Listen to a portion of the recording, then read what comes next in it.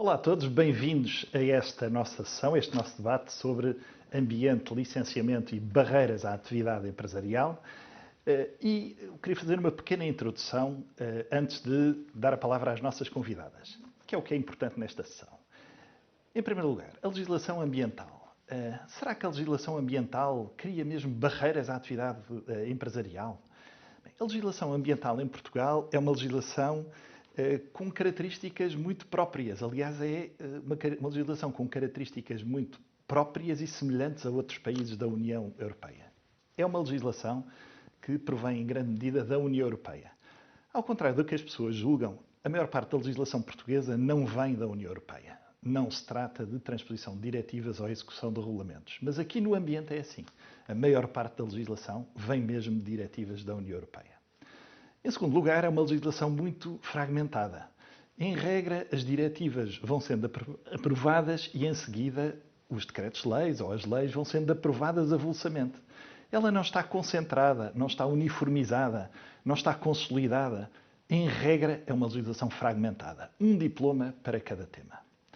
Em terceiro lugar, esta é uma legislação que usa conceitos que muitas vezes não estão coerentes com a legislação portuguesa. A União Europeia, quando legisla, tem de ter a preocupação de legislar para 27 Estados-membros e, portanto, tem de usar conceitos que abarquem toda a realidade de todos esses 27 Estados-membros. E, portanto, muitas vezes, quando se trata de transpor a legislação comunitária da União Europeia, muitas vezes há incoerências com os conceitos próprios de cada Estado-membro, e neste caso de Portugal. E nós também temos essa característica na nossa legislação em matéria de ambiente.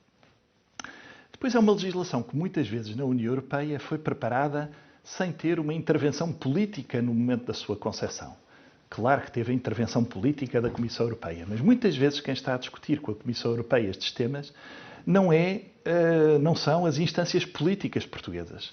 São, frequentemente, as instâncias administrativas, os serviços, as agências, os institutos públicos, que muitas vezes têm apenas uma visão parcelar sobre o problema.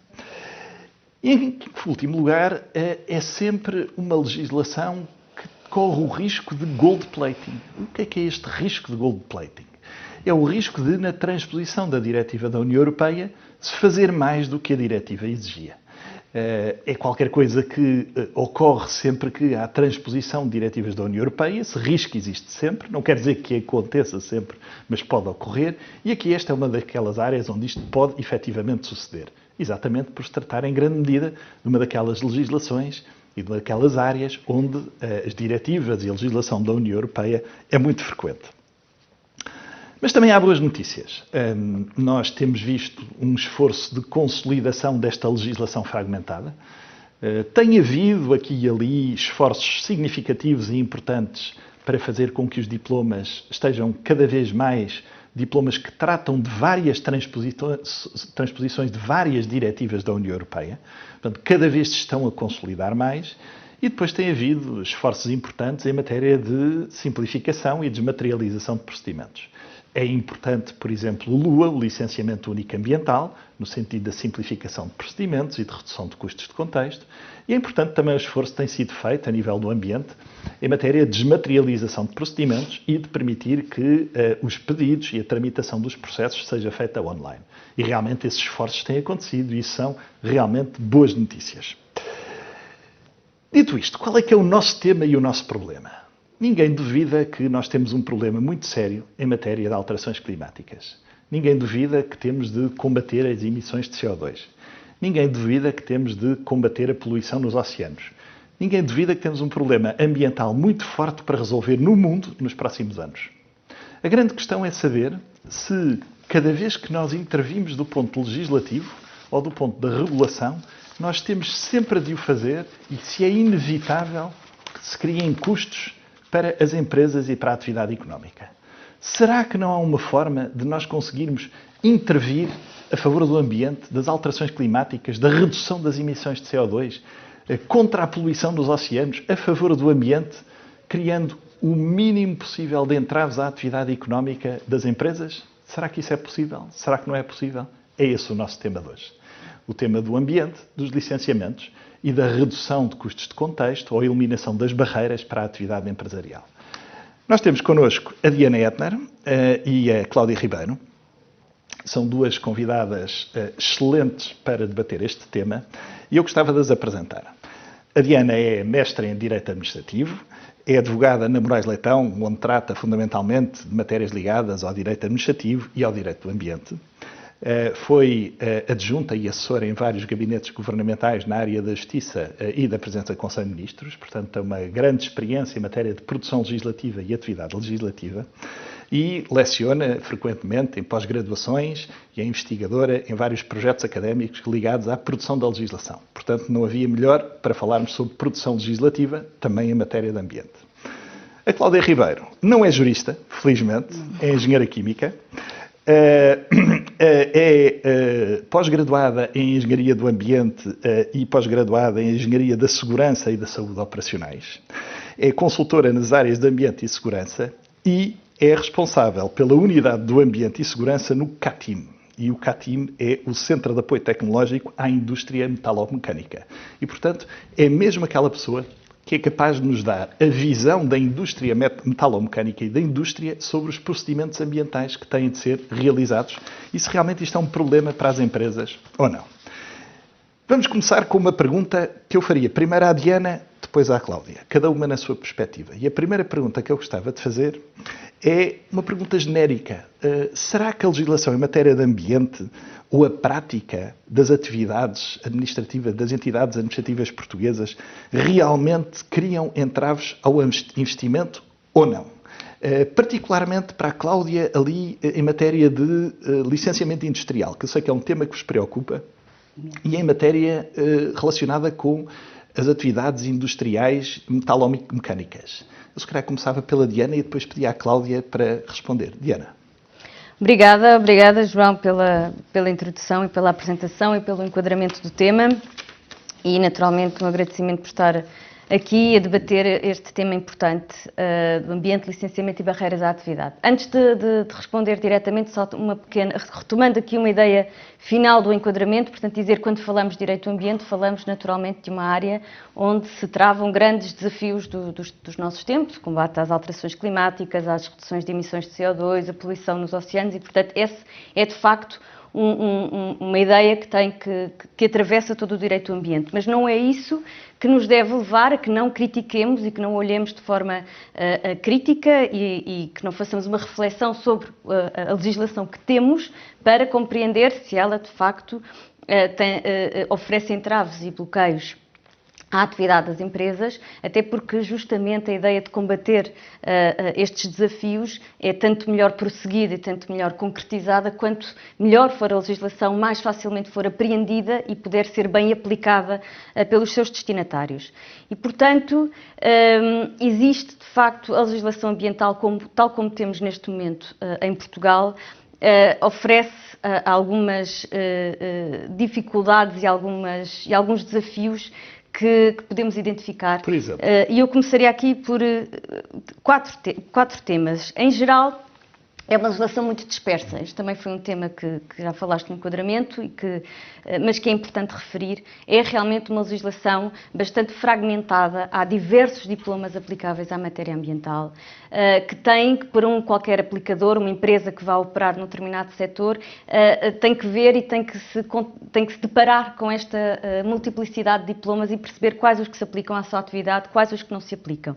Alguns exemplos, mas apenas exemplos. Temos o regime de avaliação de impacto ambiental e os seus múltiplos, o regime de avaliação ambiental estratégica e da avaliação de incidências ambientais, desta designação que é usada, o regime geral da gestão de resíduos, que também tem aqui uma importância muito grande em matéria de ambiente, o regime das emissões industriais aplicável à prevenção e ao controle integrado da poluição, o regime da prevenção de acidentes graves que envolvam substâncias perigosas, o regime dos recursos hídricos, portanto, lei da água e o decreto-lei que desenvolve e que tem também aqui diversas componentes importantes em matéria de direito do ambiente, o regime de comércio de licenças de emissão de gases com efeitos de estufa e diversos outros que podem ser aqui identificados. Portanto, é de facto uma legislação dispersa e isto não facilita o trabalho da empresa que se vai instalar, que vai operar, compreender e olhar para toda a multiplicidade de diplomas existentes. Depois, uma outra dimensão também são diplomas complexos, muitos deles, estruturalmente. São diplomas com muitas definições, muitas vezes até que são transposições diretivas na sua gênese e, portanto, todas as definições muitas vezes passam para os diplomas e são definições muitas vezes complexas. São também diplomas com grandes remissões para anexos. E, sobretudo, os âmbitos de aplicação dos próprios diplomas muitas vezes são definidos por referência a anexos. Portanto, saber a quem se aplica, a que atividades se aplica, a que instalações se aplica, muitas vezes pressupõe um esforço de interpretação e de remissão e de avaliação de diversos anexos, muitas vezes técnicos e de alguma dificuldade de compreensão que também dificulta no dia-a-dia a aplicação destas matérias. Depois, muitas vezes, também conceitos indeterminados e que, muitas vezes, são de difícil apreensão à partida, saber, por exemplo, o próprio regime de avaliação de impacto ambiental para determinados projetos que não estejam até determinadas situações, diz que está sujeito à avaliação de impacto ambiental se o projeto for suscetível de causar impacto significativo no ambiente. Certo que há depois um anexo que tenta concretizar a forma de o que é um impacto significativo, mas ele próprio também utiliza conceitos que não são totalmente objetivos e, portanto, deixa de facto aqui alguma margem e cria dificuldades para, à partida, saber se o que é que aquele conceito quer dizer. Quer dizer. E, portanto, este também é uma dificuldade adicional. Depois, são diplomas que criam muitas vezes procedimentos administrativos que são morosos e que são complexos. Naturalmente que há muitas dimensões dentro destes procedimentos, portanto consegue-se perceber que tenha alguma complexidade associada, mas pode haver aqui algum esforço de tentativa de simplificação, porque depois também temos muitas entidades intervenientes, temos sobretudo a Agência Portuguesa do Ambiente e a CCDR, e dentro das CCDRs as várias CCDRs, portanto, consoante o procedimento, ou mesmo dentro de um mesmo tipo de procedimento, pode estar a APA ou uma CCDR ou diferentes CCDRs a intervir. Depois também há muitas entidades que têm que ser ouvidas no próprio procedimento, portanto isto também cria uma dificuldade adicional. E depois temos procedimentos muitas vezes semelhantes, mas estabelecidos em diferentes procedimentos, mas na verdade com objetivos muitas vezes parecidos e sucedentes em diferentes procedimentos. E depois, naturalmente, a ideia também de haver diferentes entidades que propicia também a que possa haver diferentes entendimentos, não só quanto às próprias tramitações dos procedimentos, como quanto a sentidos de decisão final e, portanto, também para uma empresa que vá operar, para uma indústria, às vezes não pode imediatamente contar com o resultado final que possa sair de um determinado procedimento. Portanto, é uma legislação que tem problemas, cria problemas para as empresas, já vamos daqui a bocadinho às soluções. Agora queria ouvir a Cláudia, sobretudo sobre a mesma questão, que entraves é que esta legislação traz para as empresas, mas focando em duas questões que eu sei que são preocupações. O licenciamento industrial e explicando porque é que isto é importante para a indústria metalomecânica. Muito bem. Olha, antes de mais, eu gostaria de agradecer o convite, estar aqui presente e poder partilhar o impacto ambiental que estes regulamentos têm nas empresas e as dificuldades que têm trazido. O setor metalúrgico e metalomecânico é um setor muito relevante a nível nacional, emprega cerca de 230 mil trabalhadores, numa dispersão de 15 mil empresas e registrou em 2019 um volume de exportação notável na ordem dos 20 mil milhões de euros. Portanto, é um setor com uma série de PMEs em que a porcentagem é elevada e a questão do licenciamento industrial é muito importante. Houve, de facto, como disseram, um esforço grande de governo em simplificar os processos de licenciamento industrial.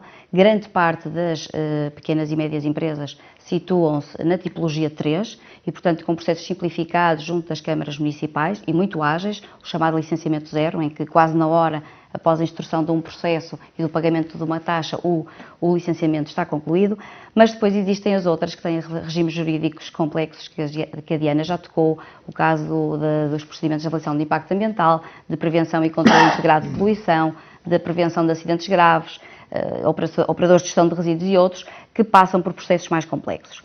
Essa instrução de processo implica muita tramitação, portanto, mesmo que as plataformas estejam relativamente agilizadas, cabe ao operador o carregar de toda a informação, que por experiência própria é muitíssimo vasto e complexo.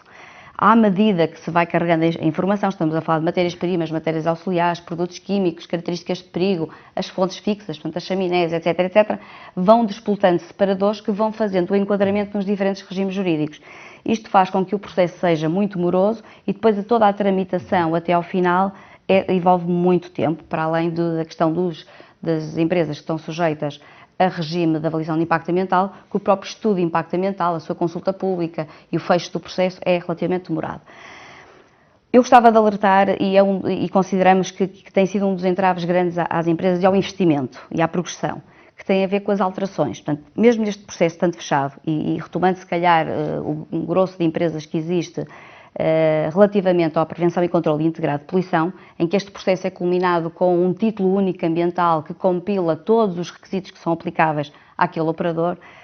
Cada vez que é preciso fazer uma alteração, e estamos a falar, por exemplo, instalar um processo de fabrico que implica uma construção de uma nova fonte fixa, há que solicitar a alteração via plataforma Ciliamp.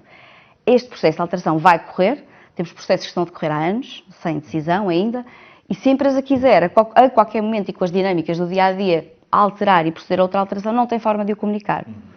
O que tem acontecido é que há um contorno desta situação, de alguma desresponsabilização, a empresa quer ficar confortável com o assunto, não é? Portanto, acaba por comunicar via console do cliente do IAPMEI, que é uma entidade competente neste domínio, sentindo-se de alguma forma aliviada por efetuar a comunicação, mas a comunicação não está a ser feita da forma ideal, não estão a ser contactadas as entidades competentes adequadas, nomeadamente a APA, a Agência Portuguesa do Ambiente e as CCDRs, e portanto o processo, enfim, é onde nós temos verificado que tem demorado. As empresas usam a plataforma do IAPMEI, confiando de que depois farão as comunicações necessárias até às instâncias do ambiente, utilizando o Ciliamp na sua ligação com a plataforma do IAPMEI, mas isso não funciona muito bem e muitas vezes não acontece. Sim, porque a plataforma do Ciliamp, portanto, o Lua não está criado para existirem várias comunicações de alterações em simultâneo. Portanto, a comunicação de alteração é efetuada a comunicação e há uma decisão. O problema é que estas decisões demoram no tempo, arrastam-se, não é? Então, com processos mais complicados, arrastam-se muito tempo e, portanto, que leva realmente a desvios muito grandes, enfim, nestes casos. Relativamente ao licenciamento inicial, eu gostava de dar uma opinião, João Tiago, se fosse possível, acrescentando um bocadinho o que a Diana falou, da multiplicidade de reportes, que é algo que também nos preocupa. De facto, tem havido um esforço grande na digitalização e na simplificação dos processos, mas cabe aos operadores levar a cabo uma inúmera série de reportes, enfim, todos os anos. Estamos a falar do mapa integrado de resíduos anual, que apesar de estar já numa plataforma, também no Ciliamp, e que é um culminar da saída dos resíduos ao longo do ano através das chamadas EGAs, das Guias de Acompanhamento de Resíduos, não deixa de ser mais um registro e uma comunicação que tem que ser feita. Depois, se a empresa tiver chaminés, as chamadas fontes fixas, tem que fazer mais uma comunicação dos resultados. Como a Diana disse bem, há entendimentos diferentes ao nível das CCDRs e, por exemplo, no caso do Norte, a comunicação dos resultados é feita num balcão específico, no caso do Centro é enviado por relatório per si. Depois há, por exemplo, com as ARHs, a comunicação dos volumes de captação, dos volumes descarregados, da qualidade da água, e depois, se for um operador sob a alçada do licenciamento ambiental, portanto que tenham TUA, volta a repetir esta comunicação toda de resultados no seu relatório anual, volta a repetir as emissões para a água e para o ar no inventário PRTR, que até foi aberto ontem pela APA e vai terminar no dia 5 de dezembro. Portanto, há aqui uma série de reportes adicionais, muitas vezes nas plataformas e no formato que as entidades pretendem, e que o operador não entende porque é que eu tenho que reportar daquela forma. Portanto, há aqui alguns problemas também de comunicação. Reportes e mais reportes, feitos de formas diferentes em entidades diferentes, nem sempre fáceis de entender e com entidades com interpretações diversas. Certo. Sumariando, é isto. E como é que resolvemos este problema, Diana? Bom, algumas possibilidades, e se calhar umas mais estruturais, mais profundas, outras que mais rápidas ou que naturalmente não são estruturais como as primeiras, mas que já permitiriam, em muitos casos, resolver algumas questões. Começando aqui por algumas possibilidades estruturais, porque não pensar numa codificação legislativa das matérias do ambiente, algum código do ambiente, Para a legislação não ser tão fragmentada, Exatamente. os conceitos serem mais uniformes, os procedimentos Exatamente. serem mais uniformes. Exatamente. É isso, não é? Talvez é uma realidade que talvez há 10 anos atrás não fosse possível de se pensar nela como concretizável, mas hoje já existe um conjunto de procedimentos e de princípios que estão estabilizados nesta matéria do direito do ambiente e que beneficiariam de poderem estar concentradas e haver um olhar único, mesmo no esforço de codificação, encontrar aqui um tronco comum de procedimentos em que depois as várias especificidades pudessem ser acolhidas, mas que houvesse esta tramitação comum com conceitos uniformes, com uma tramitação única para estas matérias. Portanto, esta aqui seria uma primeira ideia. E isto porque não há uma licença ambiental. Há muitas licenças ambientais e muitos procedimentos ambientais diferentes. Esta ideia de que só há uma licença ambiental não é verdade. Não. Há muitas, não é? E esta era uma outra ideia, que é justamente criar um procedimento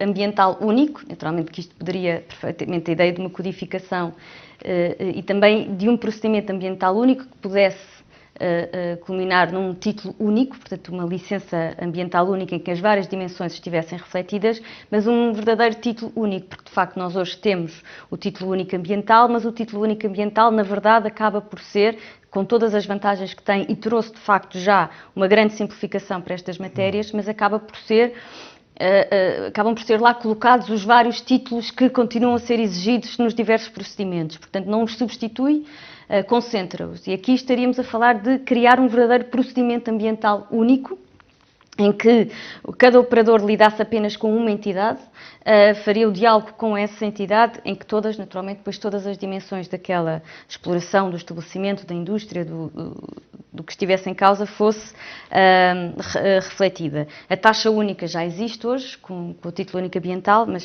seria aqui também uma outra dimensão. Portanto, aqui, talvez, em termos de medidas mais estruturais a pensar, uma codificação legislativa, um procedimento ambiental único, com uma licença ambiental também final. Depois, há aqui algumas ideias que são mais fácil, se é que se pode dizer assim, com concretização, e que podem ser pensadas.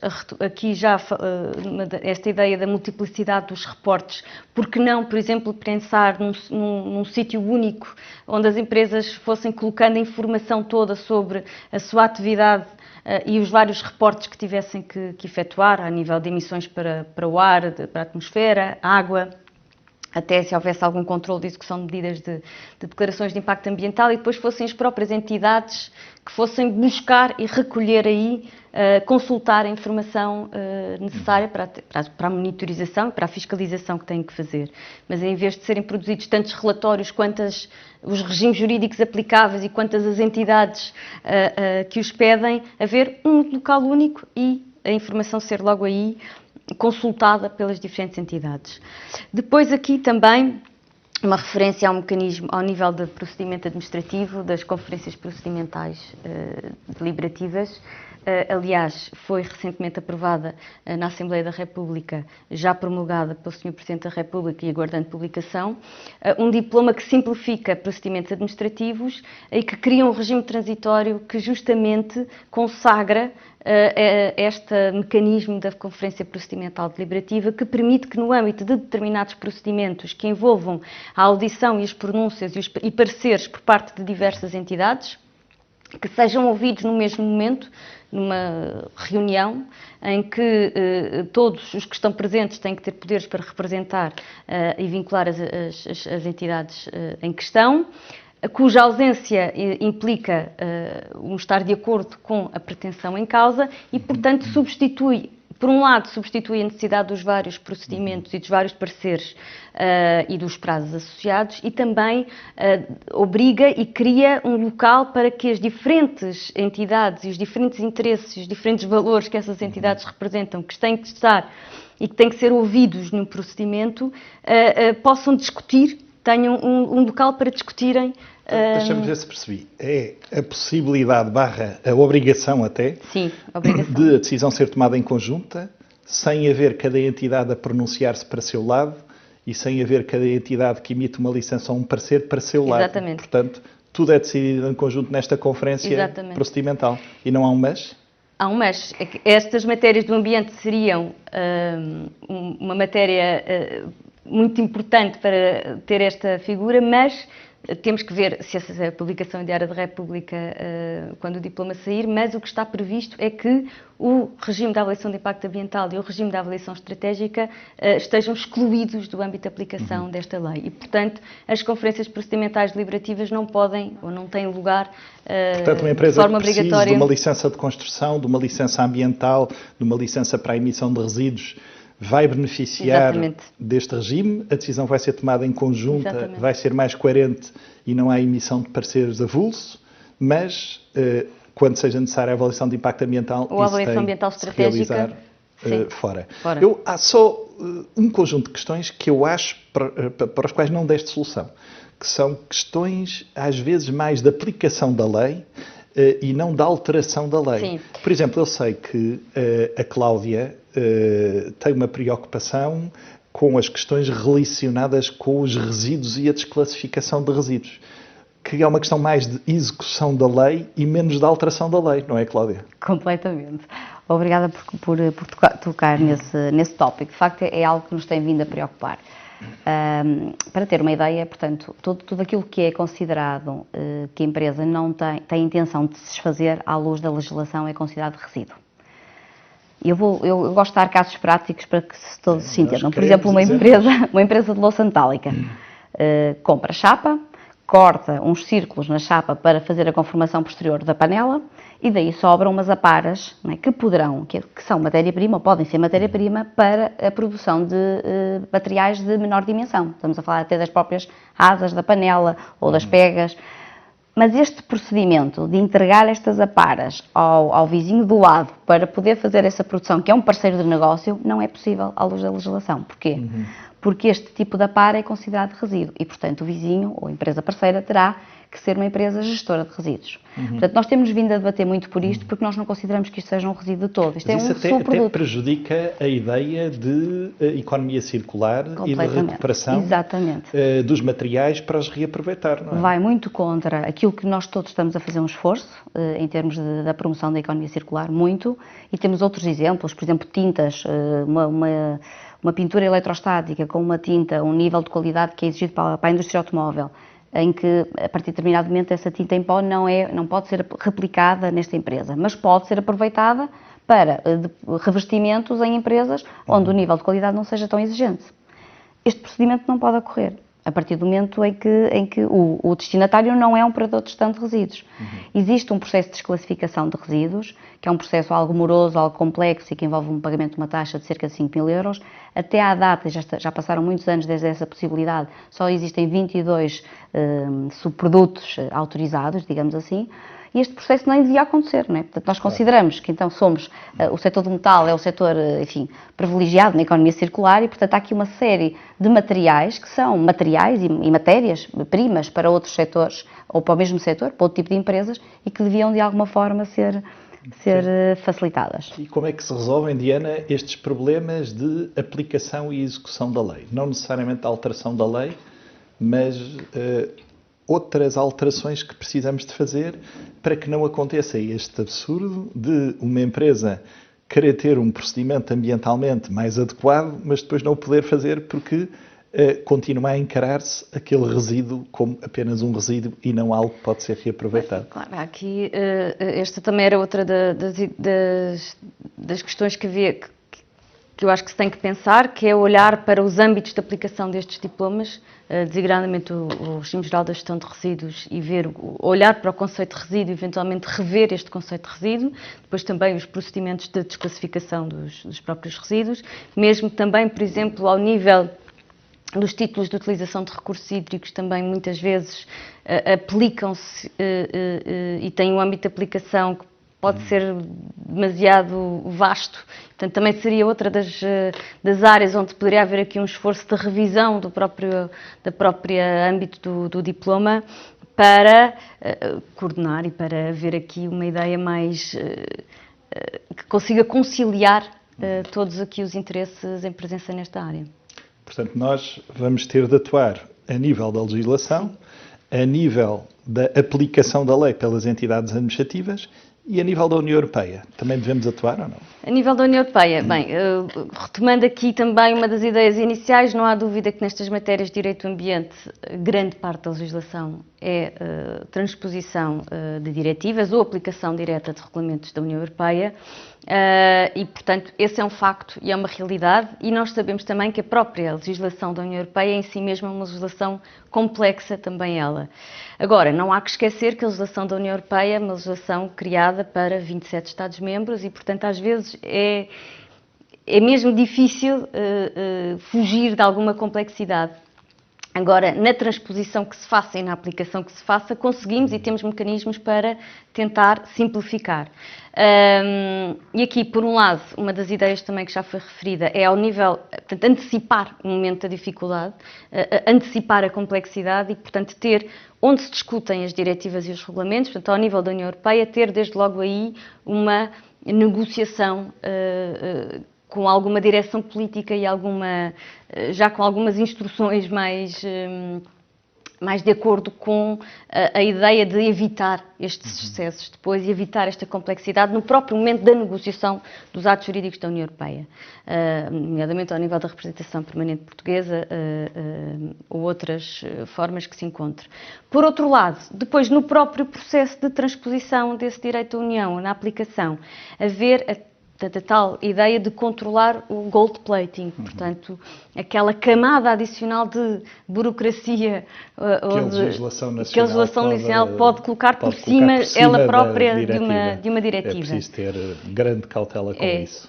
Até porque muitas vezes na aplicação, com medo de não se estar a cumprir, mais vale pôr lá pelo máximo do que a legislação europeia prevê, se não mais ainda. Pelo máximo. Nós estamos mesmo no fim do nosso tempo. Eu queria agradecer muito às duas, à Diana Ettner, à Cláudia Ribeiro. Esta foi uma discussão muito técnica, mas nós temos de nos habituar que problemas complexos raramente têm soluções simples. E, portanto, às vezes é mesmo preciso ter uma discussão técnica e profunda para ir à raiz dos problemas e saber resolvê-los. E este é mesmo um problema muito sério e muito difícil, que é como é que combatemos as alterações climáticas, como é que combatemos as emissões de CO2, como é que combatemos a poluição nos oceanos, mas ao mesmo tempo encontrando procedimentos que permitam preservar a atividade económica e o emprego no nosso país e no mundo. Muito obrigado a todos.